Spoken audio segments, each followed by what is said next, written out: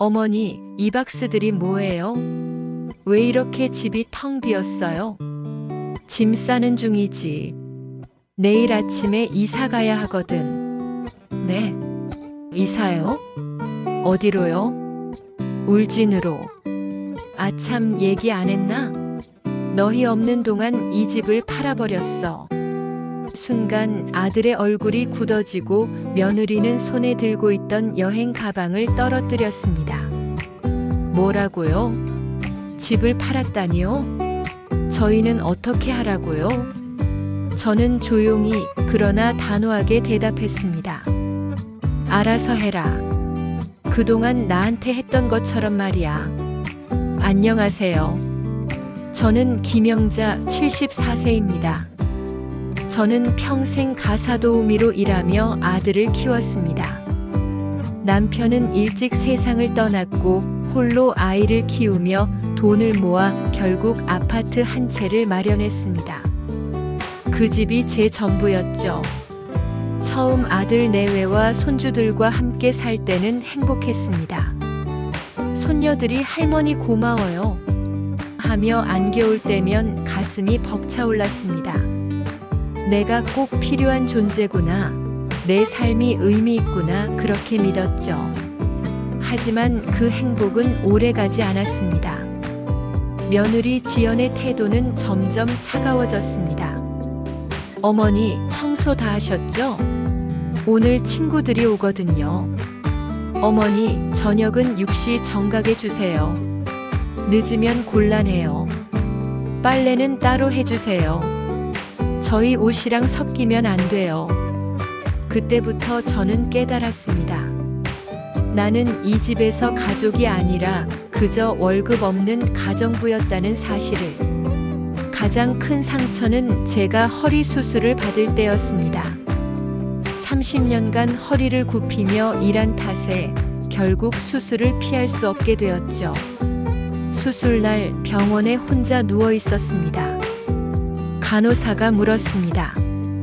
할머니, 보호자는 안 오셨어요? 수술 끝나면 꼭 곁에 계셔야 하는데. 저는 웃으며 말했습니다. 바빠서 못 왔어요. 괜찮습니다. 혼자서도 잘할 수 있어요. 하지만 제 속마음은 무너지고 있었습니다. 옆 침대 할머니는 아들, 며느리, 손주들까지 모두 모여 지켜보는데 저는 텅 빈 병실에서 혼자 눈물을 흘렸습니다. 수술 후 집에 돌아왔을 때 며느리 지연이 제게 첫마디로 한 말은 이랬습니다. 어머니, 이제 집안일은 언제부터 가능하세요? 그 순간 제 가슴은 산산이 부서졌습니다. 제 건강보다 집안일이 더 중요한 사람들. 그들에게 나는 그저 집안일 기계였던 겁니다. 결정적인 순간은 가족여행이었습니다. 아들이 말했습니다. 엄마, 우리 이번에 제주도로 가족여행 가려고 해요. 저는 마지막 희망을 품고 물었죠. 나도 같이 가는 거니? 아들의 대답은 잔인했습니다. 엄마는 집에서 쉬세요. 저희끼리만 가려고요. 순간 제 심장이 쿵 내려앉았습니다.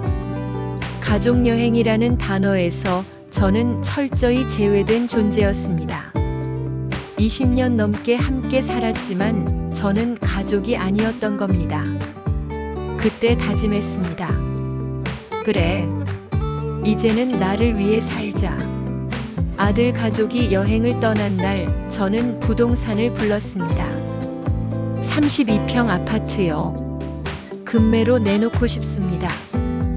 부동산 직원이 놀라 물었습니다. 가족분들은 아시나요? 저는 단호히 말했습니다.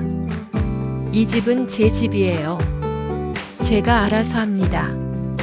일주일 만에 계약이 성사됐습니다.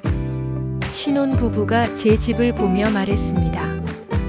할머니, 이 집에서 행복하게 사셨죠? 저희도 행복하게 살게요. 저는 순간 울컥했지만 곧 담담히 대답했습니다. 행복하게 사세요.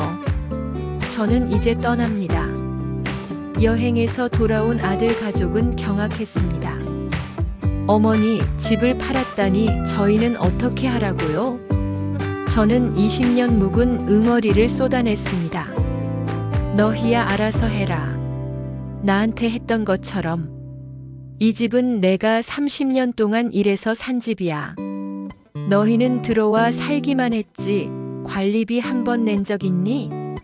나는 평생 새벽부터 밤까지 너희 뒷바라지했어. 그런데 너희가 한 건 날 가정부 취급하는 거였지. 이제 끝이다. 독립해서 살아라. 아들은 말문이 막혔고 며느리는 소리쳤습니다. 어머니, 너무 이기적이세요. 저는 차갑게 대답했습니다. 그래, 이제 이기적으로 살 거다. 74년 동안 남을 위해 살았으니 남은 시간은 나를 위해 살겠다. 울진 바닷가에 도착했을 때 제 가슴은 후련했습니다. 창문을 열자 파도 소리가 들려왔습니다. 평생 처음으로 저만을 위한 밥상을 차려 먹었습니다. 달걀 프라이, 김치볶음밥, 미역국. 그 작은 식사가 그렇게 맛있을 줄 몰랐습니다. 이웃들은 저를 누구네 할머니가 아닌 그냥 김영자라고 불러주었습니다. 그제야 깨달았습니다. 나는 이제 나로 살아도 되는구나. 아들이 뒤늦게 찾아와 울며 사과했습니다. 엄마, 이제야 알겠어요. 엄마가 얼마나 대단한 분이셨는지. 하지만 저는 단호히 말했습니다. 나는 이제 내 삶을 살 거다. 내가 진짜 효도하고 싶다면 너희끼리 잘 살아라. 저는 더 이상 누구의 엄마도 누구의 할머니도 아닙니다. 그저 김영자, 나 자신으로 살아갑니다. 여러분, 인생은 정말 짧습니다. 혹시 지금도 남을 위해서만 살고 계신가요? 그렇다면 이제는 한 번쯤 나 자신을 위한 선택을 하시길 바랍니다.